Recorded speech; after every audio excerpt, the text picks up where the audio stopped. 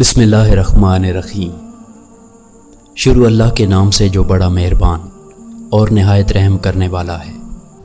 سن 2000 کے بعد پیدا ہونے والی نسل بدقسمتی سے اس لذت، سکون اور محبت سے محروم رہی جو 90 کی دہائی کی جنریشن کو ملی۔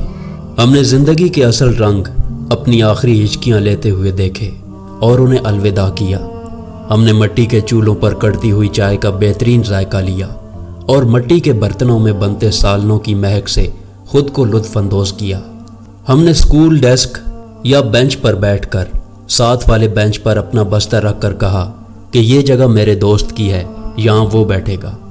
ہم نے نانی اور دادی سے وہ کہانیاں بھی سنی جن کے حصار میں جوانی تک مبتلا رہے۔ ہم نے 2 روپے جمع کر کے گیندیں خریدی، شام دیر تک کرکٹ کھیلا اور گھر لیٹ آنے پر مار بھی کھائی۔ آج محسوس ہوتا ہے کہ کرکٹ میچ کے دوران کوئی ایک بڑا آ کر ضرور کہتا تھا کہ مجھے صرف 2 گیندیں کھیلنی ہیں، اس کے بعد چلا جاؤں گا۔ اس وقت ہمیں بہت چڑ آتی تھی، مگر آج سمجھ آتی ہے کہ وہ 2 گیندیں کھیلنے والا کیوں ضد کیا کرتا تھا۔ ہم نے مہمانوں کی آمد پر گھر میں جشن کا سا ماحول دیکھا اور ان کے الوداع ہونے پر ان کی طرف سے محبت کے طور پر ملے 10 روپوں کو قارون کے خزانے کے برابر سمجھا۔ پھر مہمانوں کی پلیٹ میں بچے ہوئے بسکٹوں پر ہاتھ صاف کیا، جس کا بعض اوقات ازالہ بھی کرنا پڑا۔ کلاس روم سے استاد یا استانی کے ساتھ کاپیاں اٹھا کر سٹاف روم تک لے جانا اپنے لیے اعزاز سمجھا۔ کلاس ٹیسٹ کے دوران ایک خالی پیج کے لیے کلاس میں بھیک تک مانگی۔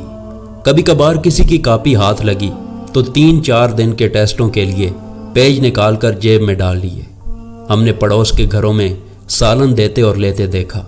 ہم نے پڑوسیوں کے آئے ہوئے مہمانوں کو اپنے گھر لے آنے کو اپنا اعزاز سمجھا۔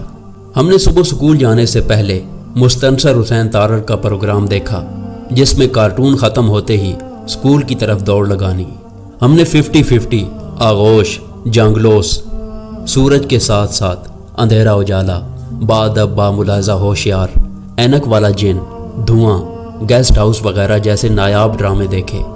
جمعے والے دن بیگ میں آدھی کتابوں کو رکھتے وقت خوشی محسوس کی۔ 90% لوگوں نے یہ ہو ہی نہیں سکتا کہ کسی کلاس روم سے چاک چوری نہ کیا ہو۔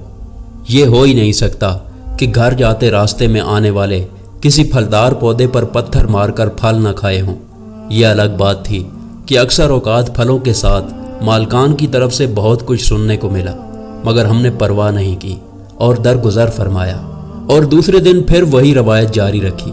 ہمارے سکول دور میں امیر وہی سمجھا جاتا تھا جس کے پاس جیومیٹری باکس ہوتا تھا اور جو ٹفن میں گھر سے کھانا لے آتا تھا۔ ہاں، یہ الگ بات تھی کہ ہمارے ہوتے ہوئے وہ کھانا اسے کبھی کبھار ہی نصیب ہوتا تھا۔ ٹیچر کی غیر حاضری کے لیے مانگی ہوئی دعا بہت کم ہی قبول ہوتی تھی، اکثر راہ سے واپس آ جاتی تھی۔ فارغ پیریڈ میں ہم اکثر اپنے اجداد کی بڑائی بیان کرتے ہوئے خود سے بنائے گئے قصے سنایا کرتے تھے۔ کبھی ہاتھوں کے ناخنوں کی وجہ سے اسمبلی سے مار نہیں کھائی، جیسے ہی چیکنگ شروع ہوتی دانتوں سے فوراً ناخنوں کا صفایا کر دیتے تھے۔ جوتوں کی پالش چیک ہوتی تو ایک جوتا دوسری ٹانگ کی پنڈلی کے پیچھے رگڑ کر صاف کر لیا کرتے تھے۔ ہماری امیدیں بھی بہت ٹوٹی ہیں۔ اکثر رات کو ہوتی بارش میں سکون سے سوتے تھے کہ کل صبح بارش ہونے کی وجہ سے سکول نہیں جائیں گے، مگر صبح اٹھتے ہی نکلی ہوئی دھوپ دیکھتے تھے اور ایسے دیکھتے جیسے کوئی معجزہ ہو گیا ہو۔ اس ٹوٹتی امید کا دکھ کسی ماتم کے دکھ سے کم نہیں ہوتا تھا۔ ہم راستے میں بیٹھتے تو بیگ جھولی میں رکھتے تھے، نیچے نہیں۔ ہم ڈرتے تھے کہ اس میں اسلامیات کی کتاب ہوتی ہے۔ ہم بازار میں کہیں اگر جاتے تو وہاں کسی ٹیچر پر نظر پڑ جاتی تو واپس بھاگتے ہوئے یہ بھی بھول جاتے تھے کہ بازار آئے کس لیے تھے۔